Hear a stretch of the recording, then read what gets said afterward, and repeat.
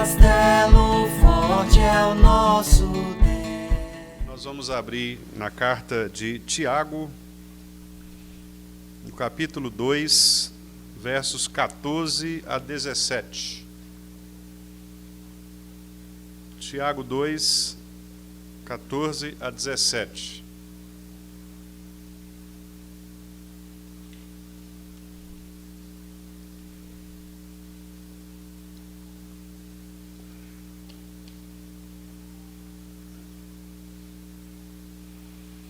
Meus irmãos, qual é o proveito se alguém disser que tem fé, mas não tiver obras? Pode acaso semelhante fé salvá-lo?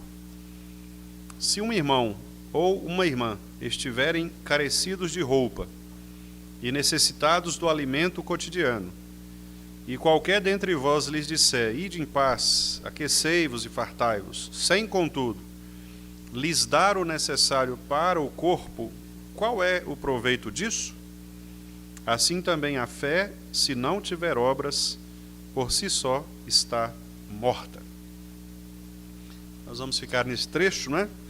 Embora ele continue também a partir do versículo 18, o mesmo tema, mas hoje nós vamos estudar apenas estes 4 versículos, de 14 a 17. Aqui, meus amados irmãos, o que Tiago está nos ensinando, em resumo, é que a verdadeira fé, a fé genuína, ela é uma fé que se manifesta necessariamente por meio de obras de amor, ou prática de amor. A razão é muito simples, não é? Porque o mandamento do Senhor é que nós amemos a Deus, em primeiro lugar, sobre todas as coisas, e depois ao próximo como a nós mesmos. Então, o grande problema de Tiago aqui é que muitas pessoas se diziam cristãs, mas elas não praticavam os mandamentos da lei, sobretudo no amor a Deus sobre todas as coisas e no próximo como a si mesmos. É muito bom lembrar que Tiago está escrevendo para aquelas pessoas que estavam espalhadas em diversos lugares, nós já sabemos disso. E quando as pessoas estavam espalhadas, elas tinham que conviver com gente de todo tipo, né? De toda cultura diferente, de religiões diferentes. E os irmãos sabem, por experiência própria, que não é nada muito agradável você compartilhar suas questões particulares com gente muito diferente de você, né? A gente não tem assim, o hábito de nos abrir diante de qualquer pessoa. Geralmente você se abre para pessoas que são mais próximas, que são confiáveis, são amigas, né? E não era esse o contexto dos crentes para quem Tiago escreveu. Eles estavam dispersos, estavam espalhados, cada um em sua comunidade, digamos assim, de fé, e eles precisavam demonstrar o verdadeiro amor cristão. E por isso que Tiago insiste tanto no fato de que, se eles realmente quiserem provar que são crentes, eles devem praticar isto, devem demonstrar isto na prática, de maneira que as pessoas não apenas ouçam a confissão de fé deles, mas que as pessoas vejam a confissão na prática. Então esse era o grande problema. E o que Tiago vai nos denunciar aqui é exatamente a possibilidade de existir na igreja pessoas que professam publicamente a fé, mas não têm uma prática condizente com esta profissão de fé. São crentes apenas do ponto de vista da sua confissão, mas eles não são crentes do ponto de vista da sua prática. E é exatamente por isso que o monge agostiniano Martinho Lutero teve dificuldades de admitir a carta de Tiago como uma carta inspirada. Lutero demorou para concordar que Tiago fosse parte do cânon, porque Lutero achava que Tiago estava contradizendo Paulo, porque Paulo diz que a salvação é pela fé somente, mas Tiago está dizendo, sim, é pela fé, mas você precisa demonstrar as obras da fé. E aí Lutero achava que isso pudesse estar contradizendo a salvação pela fé somente. No entanto, depois de estudos e de compreender a Escritura, ele chegou à conclusão de que, na verdade, Paulo e Tiago estão falando a mesma coisa, mas eles estão olhando para ângulos diferentes ou perspectivas diferentes. Paulo está tratando do aspecto da salvação. Então, para Paulo, de fato, as nossas obras elas não vão nos salvar, porque a salvação é pela fé somente. Tiago está olhando para o aspecto da santificação. Para Tiago, devem produzir boas obras aqueles que têm a verdadeira fé. Então, são aspectos diferentes de uma mesma verdade. Paulo diz, nós somos salvos pela fé somente. As suas obras não podem salvar você. Ok, Paulo, isso mesmo. Tiago está dizendo, se você foi salvo pela fé, obrigatoriamente você precisa revelar esta fé ou demonstrar esta fé por meio das obras. Que, em outras palavras, Jesus também admitiu isso quando ele disse que a árvore boa, ela produz bons frutos. Então, a linguagem de Tiago é a mesma linguagem de Jesus. O que Tiago está dizendo é que o crente verdadeiro, ele produz frutos. Então, uma pessoa que se diz convertida, mas ela não demonstra esta conversão nas suas atitudes diárias, nós somos levados a duvidar se esta conversão é de fato genuína. Uma pessoa que declara publicamente que foi transformada pelo Senhor, mas continua com os mesmos pecados, nós temos o direito de duvidar se essa pessoa de fato foi convertida ou não. Porque a conversão, ela necessariamente gera uma mudança de vida. É isto que Tiago quer ensinar. Tiago quer mostrar, então, no versículo 14, que a fé sem as obras, ela é morta, ou seja, ela não existe. Ela é inútil.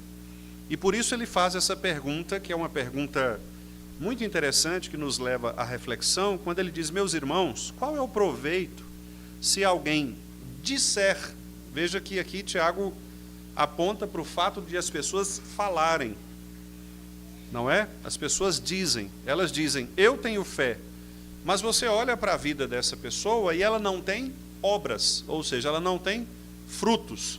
Ela diz para você, eu sou crente, mas você não percebe nas atitudes dessa pessoa atitudes compatíveis com o que a Bíblia chama de cristão.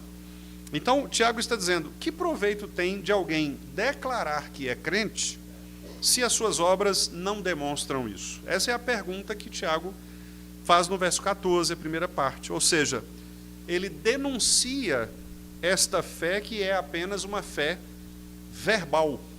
Ou nós poderíamos até levar para um campo mais sofisticado e dizer, uma fé que é só intelectual, uma fé teórica, uma fé meramente confessional.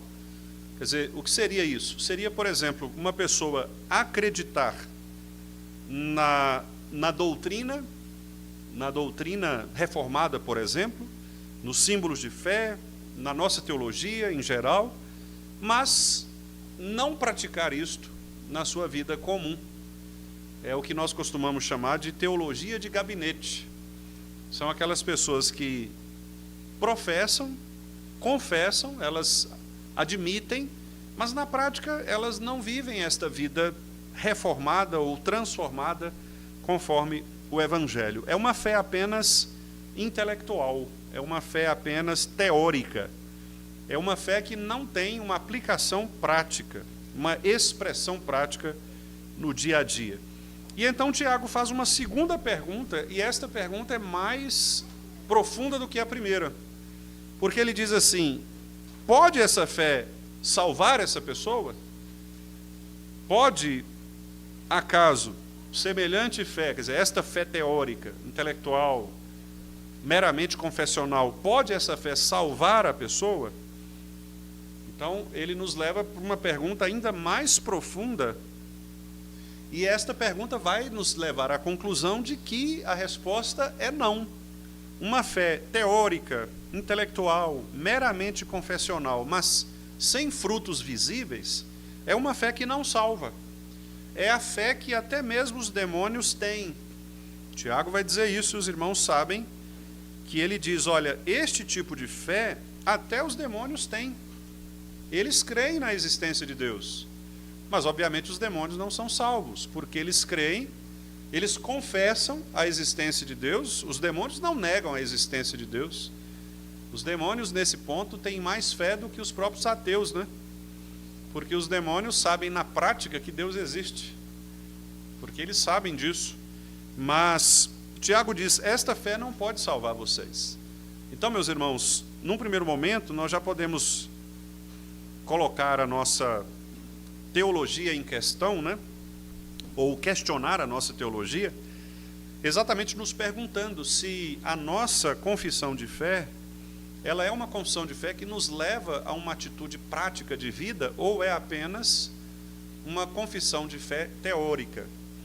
Talvez porque nós fomos criados na igreja, desde pequenininhos, fomos instruídos pelos nossos pais, tivemos uma boa educação bíblica, uma boa educação doutrinária, você aprendeu com os símbolos de fé, você tem aprendido com os símbolos de fé, e talvez você pense que apenas acreditar nessas coisas, ou confessar essas coisas, é o suficiente para te salvar. Mas Tiago está nos colocando aqui diante de uma situação muito delicada. Ele está mostrando que mesmo que alguém professe a verdadeira fé, não significa que esta pessoa está salva. Porque para Tiago, a salvação, ela é demonstrada na prática. E os irmãos vão se lembrar de um verso de Paulo, que concorda muito com esta tese de Tiago, quando Paulo diz, desenvolvei a vossa salvação com temor e tremor. Desenvolver a salvação para Paulo, e nós já estudamos isso aqui num dos sermões em Filipenses, desenvolver a nossa salvação é exatamente nós crescermos nesta demonstração de nossa fé diariamente. Não é que você vai conquistar a salvação no sentido de apresentar diante de Deus as suas obras, mas é uma vez que você foi salvo, você agora é santificado, e a sua salvação ou a sua santificação, que é demonstrada pela obediência prática à palavra de Deus, ela se torna a sua fé manifestada, a sua fé revelada. Então nós podemos todos nos perguntar o seguinte, a minha fé, a nossa fé, pensa em você, não é? A minha fé, ela tem se manifestado de modo prático, por meio de obras de obediência ao Senhor, por meio de uma fé que age em benefício de Cristo Jesus, por amor ao próximo. Quer dizer, a minha fé, ela tem se desenvolvido, a minha salvação, ela tem se tornado maior e mais expressiva a cada dia, ou eu simplesmente me considero salvo e está bom, porque eu sei que eu vou para o céu, mas eu não busco uma santificação que vá tornar a minha vida mais piedosa, uma vida mais obediente, uma vida mais próxima de Deus.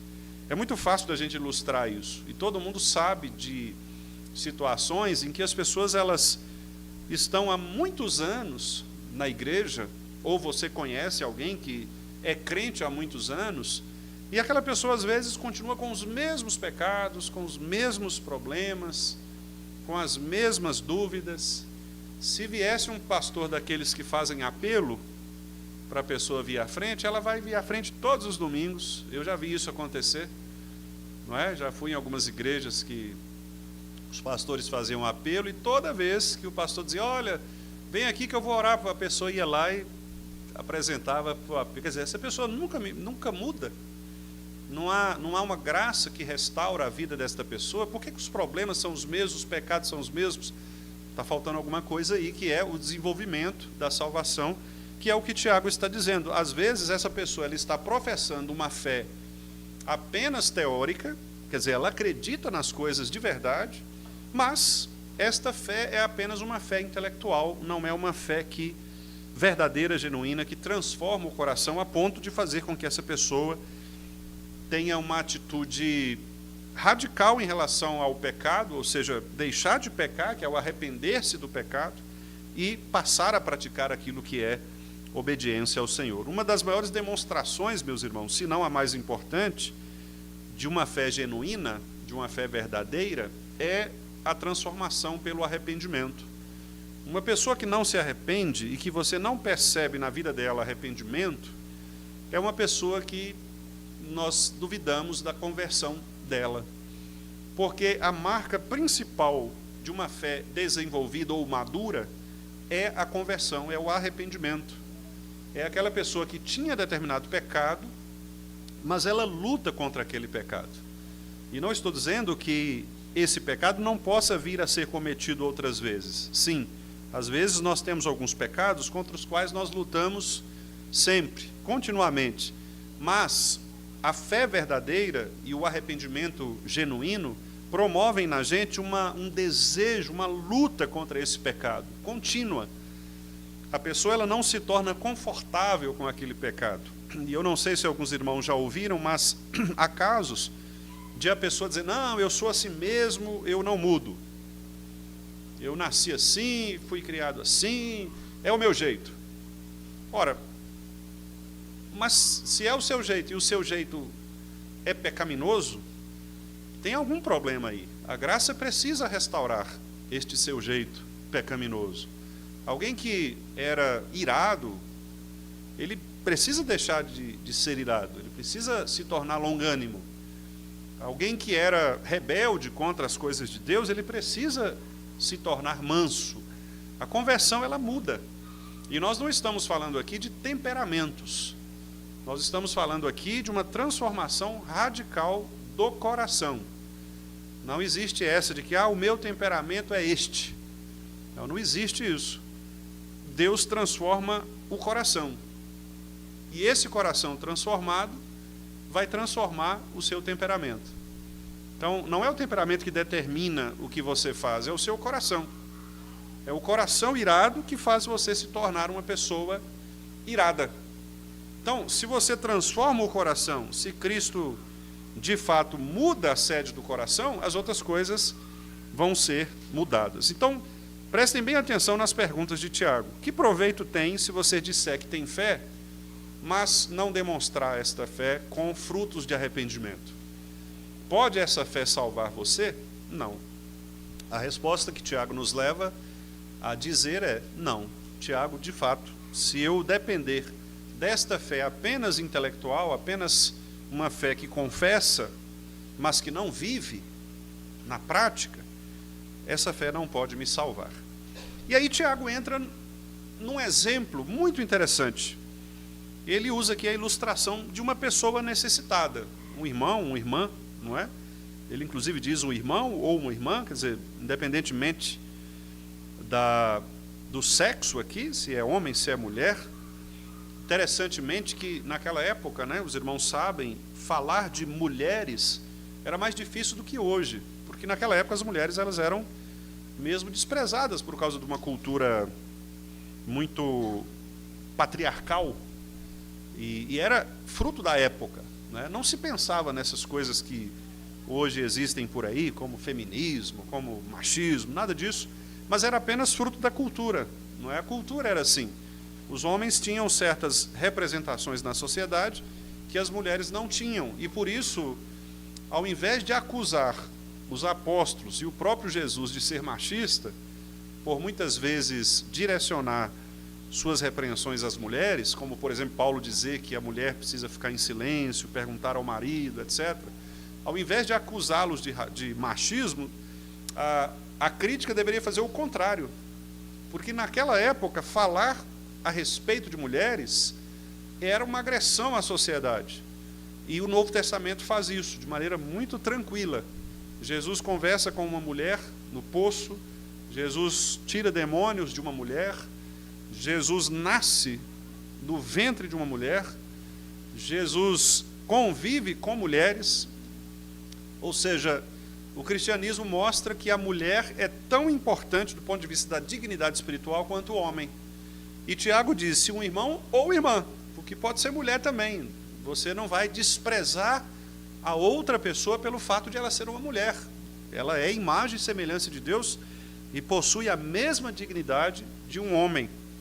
Se um irmão ou uma irmã estiverem, então, carecidos de roupa e alimento, Repare que ele cita aqui coisas que são muito básicas, né? Roupa e alimento. Jesus fala isso a respeito da ansiedade. Jesus fala, não fiquem ansiosos pelo que vocês vão comer ou vestir. As duas coisas aqui que Tiago utiliza, né? Porque são necessidades básicas, a roupa e o alimento.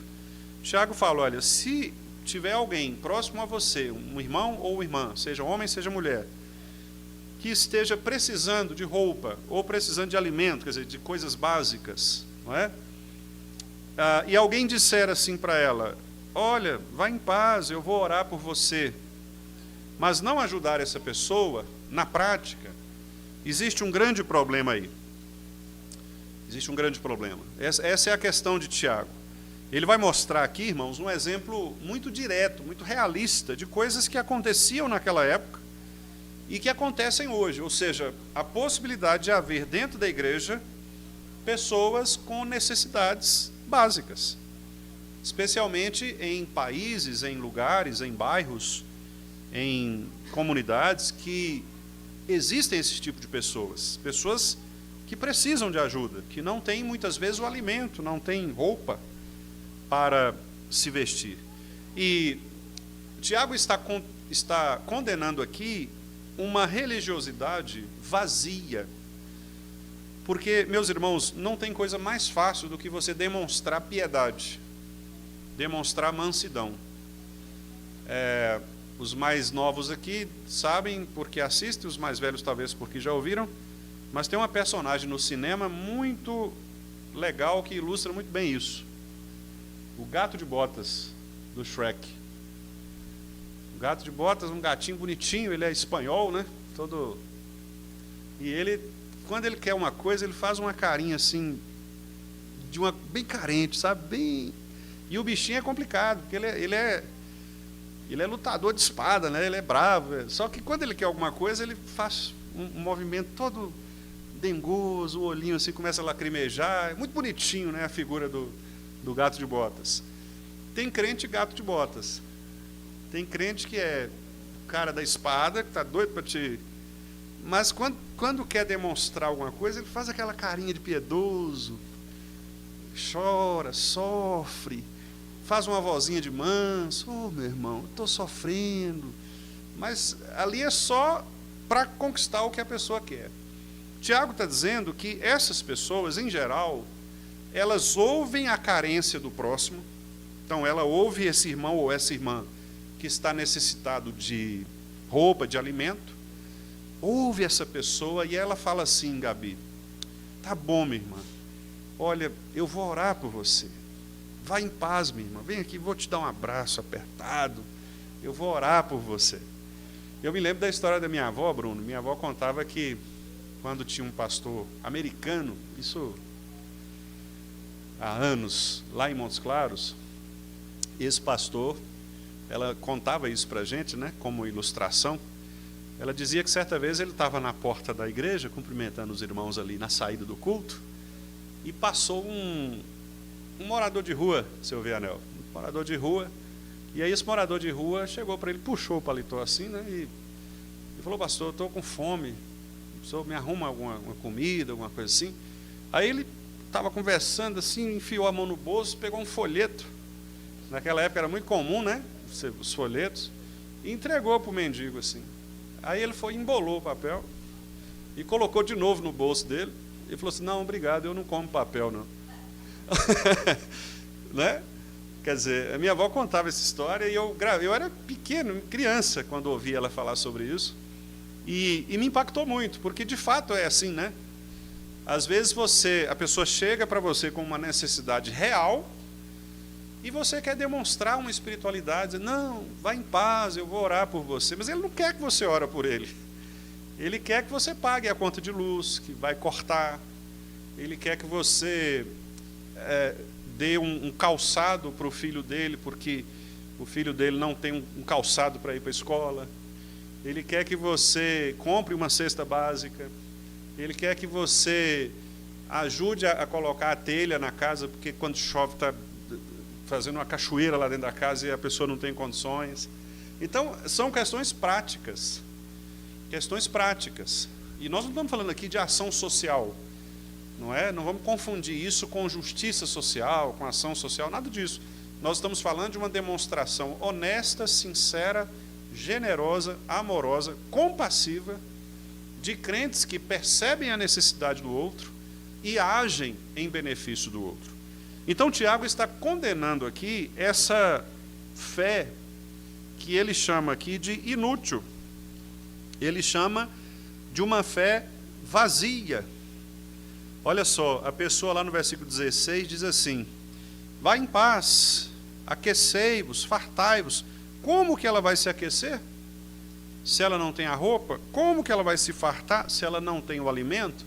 Quer dizer, Tiago está mostrando que estas pessoas que fingem piedade e que muitas vezes usam as palavras mágicas, né, do Evangelho, esses jargões evangélicos, né, que muitas vezes as pessoas utilizam, demonstram só uma religiosidade vazia, uma religiosidade sem nenhum tipo de ação pura, concreta. Quantas vezes as pessoas cumprimentam graça e paz, não é? Mas elas não fazem ideia do que isso significa, vira apenas um jargão, palavras vazias, não é? Vai em paz, meu irmão. Quer dizer, você está doido para a pessoa ir logo embora mesmo, vai em paz, vai logo, né? E aí você usa uma expressão religiosa, evangélica, para parecer um ato de piedade. Tiago está condenando isso. Tiago está dizendo, olha, a fé precisa ser uma fé real, uma fé genuína, prática. Não adianta você demonstrar nas suas palavras uma profissão de fé consistente, robusta, se a sua prática é uma prática vazia, uma prática religiosa inútil. Então aqui ele vai criticar essa espiritualidade vazia e nós podemos até dizer insensível. E aqui Tiago faz uma ironia, né? Porque ele usa palavras piedosas, mas sem atitudes compassivas. Então, é o discurso contrário à prática. Então, a pessoa fala muito bonito, a pessoa se expressa muito bem, a pessoa leva os outros até a confessarem a mesma coisa que ela confessa, mas na hora H, na hora prática, esta pessoa não consegue demonstrar aquilo que ela mesma ensinou às pessoas, ou aquilo que ela mesma defendeu em público, né? E aí fica, de fato, uma crítica de Tiago muito profunda, especialmente a nós todos cristãos, porque ele vai mostrar que você não deve ter uma empatia pelas pessoas forçada, não é? Você não deve fabricar sentimentos, porque isso é algo que vem do Senhor. Uma pessoa ela pode fingir interesse por você, mas isso não vai adiantar nada se esse interesse não for um interesse genuíno, porque você vai perceber em algum momento que o interesse que a pessoa tem por você, na verdade, é um interesse falso, ou com segundas intenções, querendo algo da sua parte, né? Sem, contudo, se preocupar de verdade com você. E aí no verso 17 ele diz, assim também a fé, se não tiver obras por si só, está morta. Então ele pega o exemplo, né, de um desprezo por uma necessidade real, aquilo que eu disse, o irmão está precisando de que a conta de luz seja paga, porque senão vai cortar a conta de luz, ou já cortou, e ele precisa que alguém pague para que religue a conta. Tiago está dizendo, se você só chegar lá, orar por ele e mandá-lo ficar em paz, isso é absolutamente incompatível com a preocupação cristã real pelo outro. Você precisa resolver o problema do outro. E se você não puder resolver, ajude-o a resolver de alguma maneira, mas você precisa se interessar honestamente pelo outro. E agora ele então associa isto à verdadeira fé, ou seja, uma fé sem ação é inútil, é um corpo sem vida. E o corpo sem vida, ele, nesse aspecto, né, ele é inútil. Quer dizer, uma pessoa morta ali num caixão diante dos outros, o que ela pode fazer? É uma fé morta, uma fé infrutífera e às vezes falsa. hipócrita, né? A fé viva é aquela que gera frutos, que atua pelo amor e que serve o próximo. Então, Tiago quer nos mostrar que a verdadeira fé, ela vai restaurar a dignidade do Evangelho por meio das nossas atitudes em relação ao próximo. Isso é muito interessante, irmãos, porque Tiago pode ser considerado esta carta que apela muito para a ideia da junção dos dois mandamentos, que na verdade é um só: amar a Deus sobre todas as coisas e o próximo como a nós mesmos. Tiago o tempo inteiro vai dizer: olha, não adianta você dizer que crê em Deus, mas não pratica obras de justiça, de misericórdia. Não adianta você professar para a cultura, o lugar onde você está, que você acredita em Cristo, se as pessoas não vão perceber isso na sua vida prática.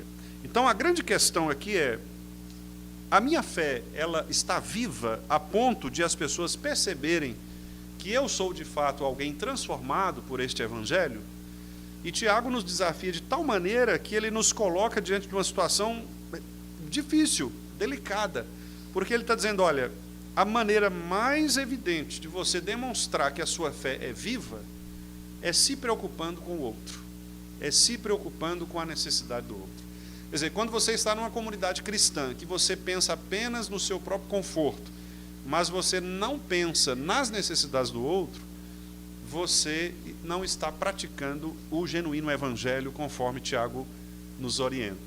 E é interessante, irmãos, porque chega um momento, né, nós somos pecadores e, infelizmente, por sermos pecadores, nós acabamos adquirindo alguns hábitos pecaminosos. Por exemplo, nós temos muitas dificuldades de compartilhar as nossas necessidades com os outros.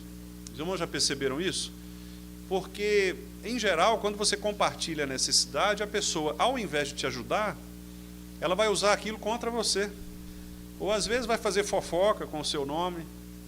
Ao invés de ela te ajudar a resolver o problema, ela vai piorar a situação, porque aí ela vai levar para outros, ela vai, às vezes, usar aquilo contra você depois. Então, o pecado é tão miserável que ele nos impede de praticar a verdadeira justiça.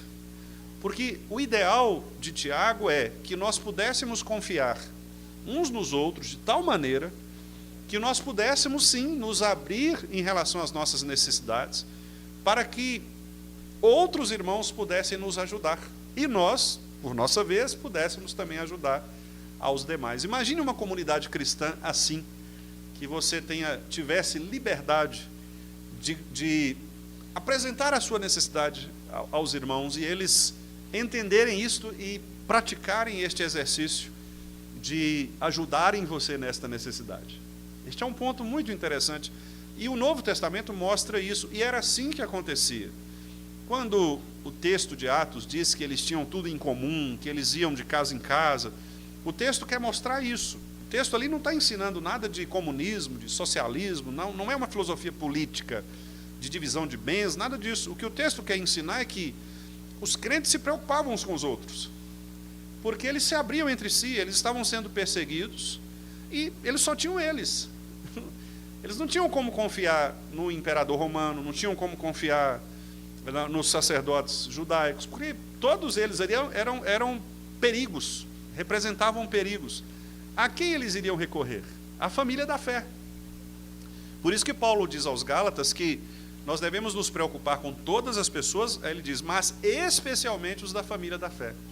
E Paulo diz mais, ele diz, olha, quem nega ajuda à família é pior do que o ímpio. Paulo chega a dizer isso. Por quê? Porque Paulo está dizendo exatamente no sentido de que ali não havia a quem recorrer. Não havia a quem recorrer. E às vezes é triste isto, porque muitas vezes nós recebemos ajuda de ímpios, quando na verdade os crentes que estão ao nosso lado não nos ajudam e poderiam nos ajudar. Poderiam nos ajudar. Recentemente nós tivemos o caso de um irmão aqui na igreja que passou por uma experiência desse tipo. Esperando a ajuda de um crente, recebeu a ajuda de um não crente, e o não crente, aliás, bem alternativo, não é? Quer dizer, Deus usa, às vezes, ímpios, e a gente fica pensando, onde estão os crentes? Onde está o povo de Deus? Às vezes você consegue ajuda nos ímpios e não consegue ajuda entre os cristãos. E isso nos envergonha. Deveria nos envergonhar. Porque a família da fé deveria ser a nossa primeira preocupação, o nosso primeiro objetivo. Então, Tiago, nesse texto, ele nos envergonha mesmo. Ele está dizendo para nós, olha, tudo bem, vocês dizem que são crentes, e eu acredito nisso, mas se vocês não demonstrarem que vocês, de fato, se preocupam uns com os outros, onde é que está a verdadeira fé de vocês? Onde é que está o verdadeiro amor? Porque amar o próximo é isto, não é declarar com os lábios, é agir. É agir. Amar o próximo não é você dizer, eu te amo, meu irmão. Não, amar o próximo é, quando o meu irmão estiver necessitado, eu socorro este meu irmão, eu estendo a mão, eu ajudo esse meu irmão, eu me prontifico para resolver o problema dele, seja qual for, eu me prontifico para resolver. Não espero recompensas, não espero restaurações, né? Calvino, inclusive, ele falava sobre isso de uma maneira muito interessante, quando ele falava a respeito de dinheiro. Se não me engano, é o comentário que ele faz no Salmo, é um dos Salmos 50 ou 51, se não me engano. Ele fala a respeito disso. Ele fala que se um irmão chega até você para te pedir um dinheiro por necessidade, qualquer que seja a necessidade, você deve emprestá-lo sem qualquer tipo de recompensa. Ou seja, Calvino diz assim, você deve considerar que aquele dinheiro foi dado. Você não vai cobrar juro disso, você não vai esperar. É um dinheiro, entre aspas, perdido. Você deu de presente. Se a pessoa te devolver, ótimo. Você pode fazer um acordo com ela, e se ela te devolver, tudo bem, mas considere aquilo como um ato de misericórdia.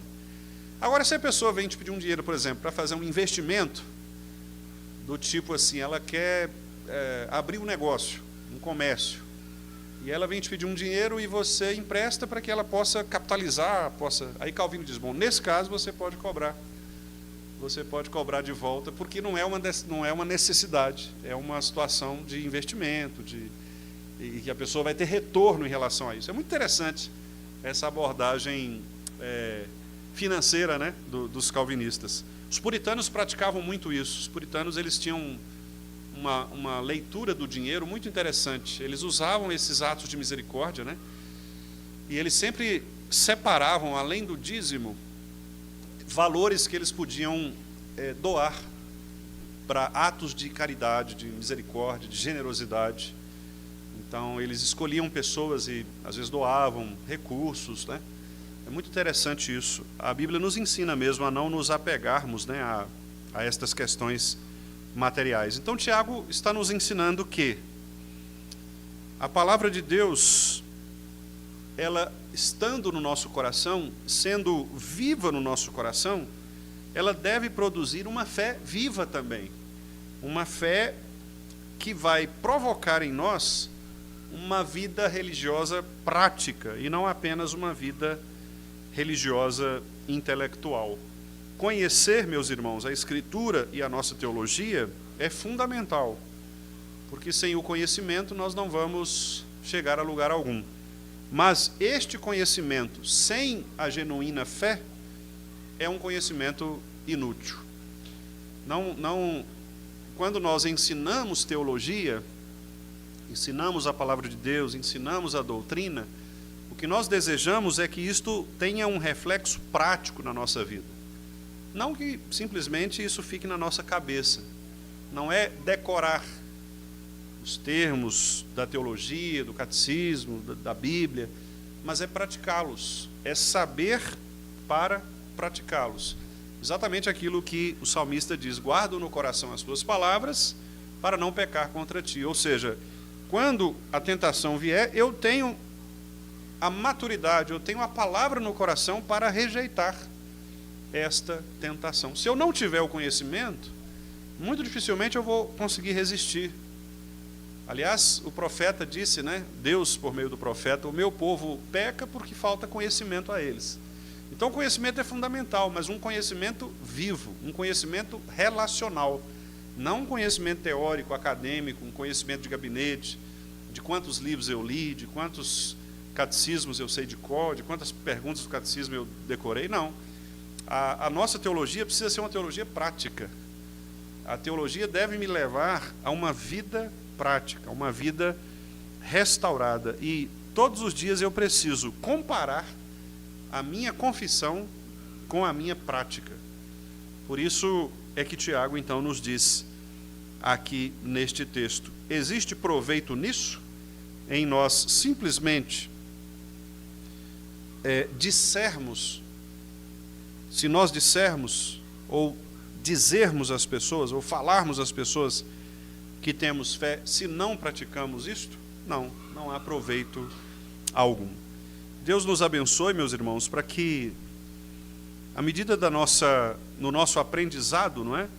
Nós também aprendamos a socorrer os nossos irmãos em necessidade, especialmente, como diz Paulo, né, aqueles que são da família da fé. E se você que está aqui agora, né, souber de alguém, ou de alguma situação, de algum irmão, de alguma irmã, que porventura esteja carecendo de necessidades básicas, né, é muito importante que você ajude.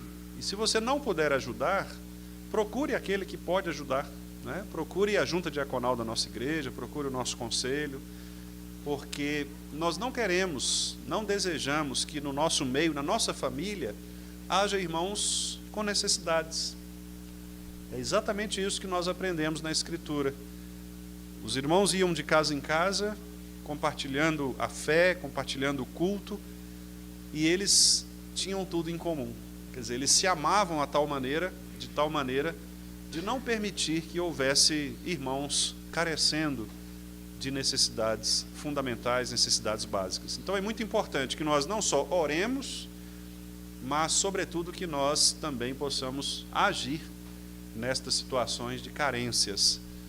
E que Deus nos abençoe, para que os nossos olhos e os nossos corações estejam atentos para estes atos de misericórdia que são tão necessários, né, no meio da vida da igreja.